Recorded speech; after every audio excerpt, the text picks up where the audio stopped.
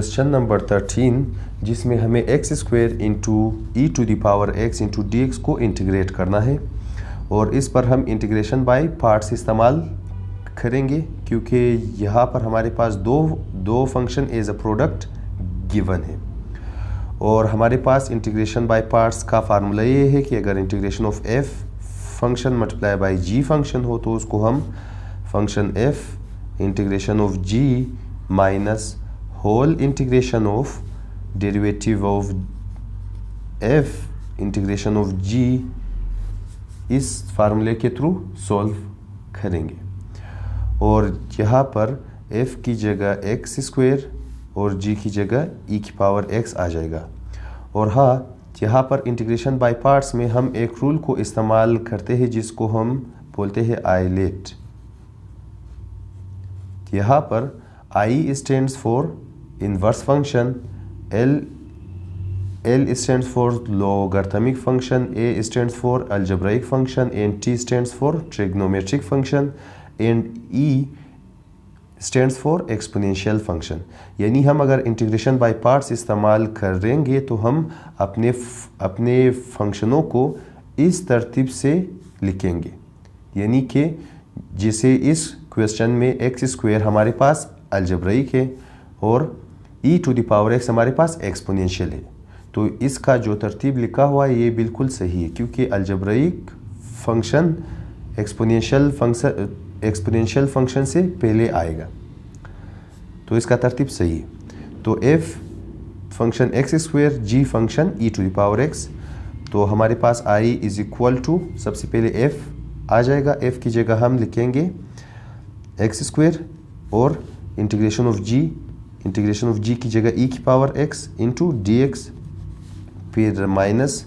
Whole integration of यहाँ पर d by d x of f यानी d by d x of x square, f की जगह x square आ जाएगा और इंटीग्रेशन ऑफ g की जगह e to the power x into d x whole into d x. और हाँ, यहाँ पर ये dx इस इंटीग्रेशन साइन की वजह से आ जाएगा और ये dx इस इंटीग्रेशन साइन की वजह से आ जाएगा इज इक्वल टू, तो यहाँ पर हमें मालूम होना चाहिए कि integration of e to the power x बराबर है e to the power x के, और यहाँ पर हम d by d x of x square बराबर होगा 2x के। यहाँ पर हम पावर रूल इस्तेमाल करेंगे, तो i is equal to x square, वैसे ही integration of e to the power x हमारे पास e to the power x ही आ जाएगा, फिर माइनस इंटीग्रेशन ऑफ यहाँ पर d by d x of x square 2x के बराबर, फिर integration of e to the power x हमारे पास e to the power x into d x आ जाएगा। और चूंकि यहाँ पर ये टू हमारे पास कांस्टेंट है तो इसको हम बाहर शिफ्ट करेंगे, तो x square into e to the power x minus 2 integration of x e की power x into d x. यहाँ पर हम फिर से इंटीग्रेशन बाय पार्ट्स इस्तेमाल करेंगे जिसमें हमारे पास फंक्शन f x होगा और function g e to the power x होगा,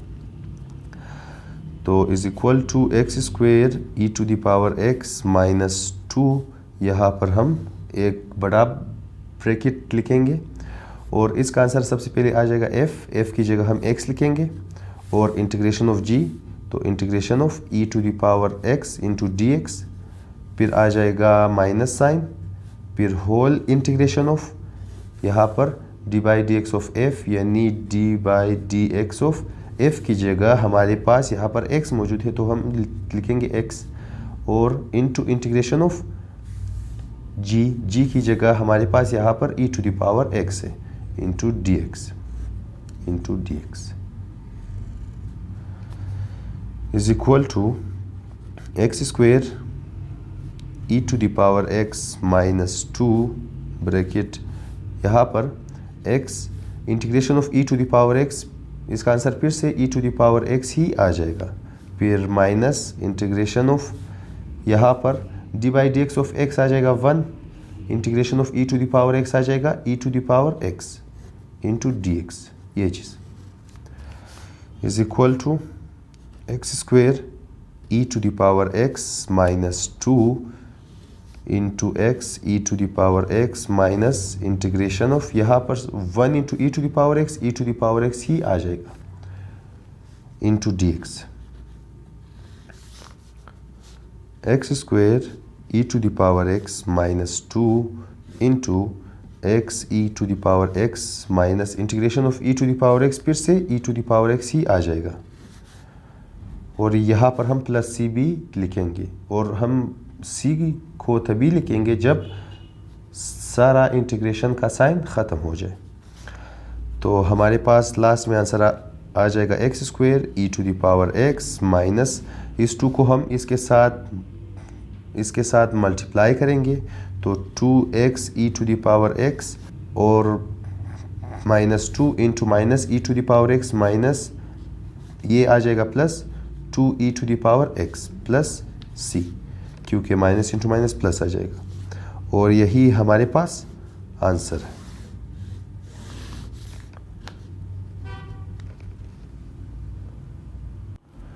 क्वेश्चन नंबर 14, जिसमें हमें x square into l n x into d x का इंटीग्रेशन फाइंड आउट करना है, और इसको हम इंटीग्रेशन बाय पार्ट से सॉल्व करेंगे। और हमारे पास इंटीग्रेशन बाय पार्ट्स का फार्मूला ये है कि अगर integration of function f into function g हो तो इसका आंसर आ जाएगा function f into integration of function g minus whole integration of d by d x of f integration of g, ये चीज़ आ जाएगा। और हमें इंटीग्रेशन बाय पार्ट्स इस्तेमाल करने से पहले अपने फंक्शनों को तरतीब में लिखना चाहिए, और उस तरतीब को हम इस चीज़ से फाइंड आउट करेंगे। ये रूल हमारे पास आइलेट का रूल है। इस रूल की मदद से हम फंक्शन को तरतीब से लिख सकते हैं इंटीग्रेशन बाय पार्ट्स के लिए। तो यहाँ पर हमारे पास एक्स स्क्वेयर अलजेब्राइक फंक्शन है और एल एन एक्स हमारे पास लोगरिथमिक फंक्शन है। तो इसका मतलब ये है कि सबसे पहले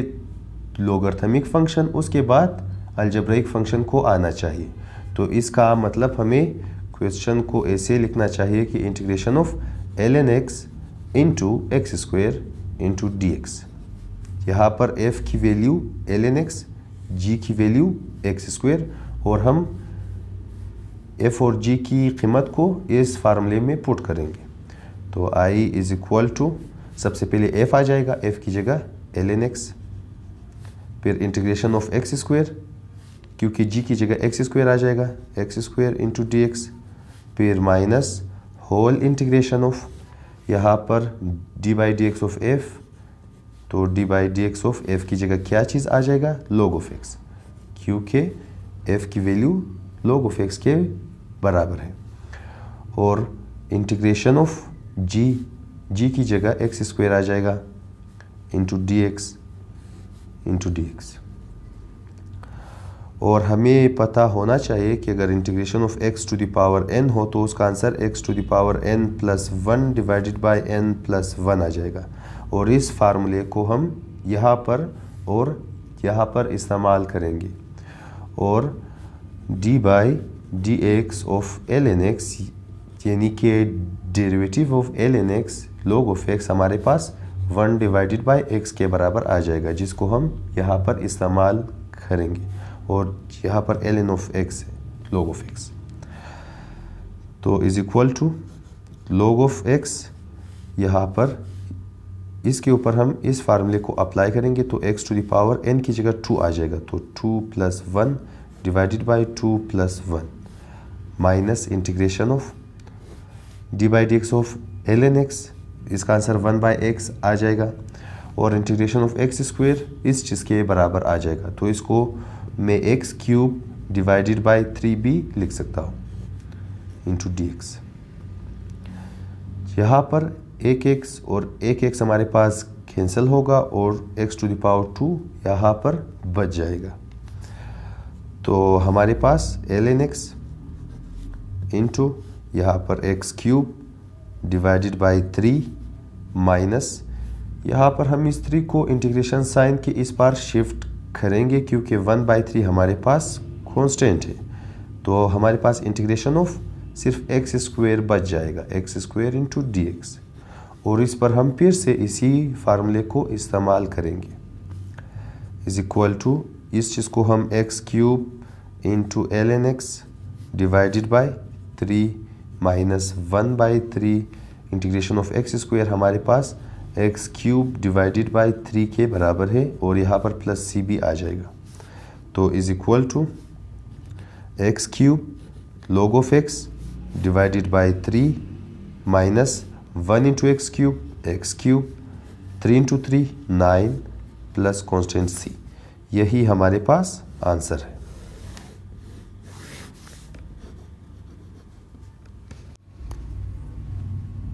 या फिर हम इस आंसर को ऐसे भी लिख सकते हैं कि आई इज इक्वल टू, अगर हम एक्स क्यूब और नीचे से 3 को कॉमन ले लें तो हमारे पास x cube divided by 3 into यहाँ से सिर्फ log ऑफ एक्स माइनस यहाँ से सिर्फ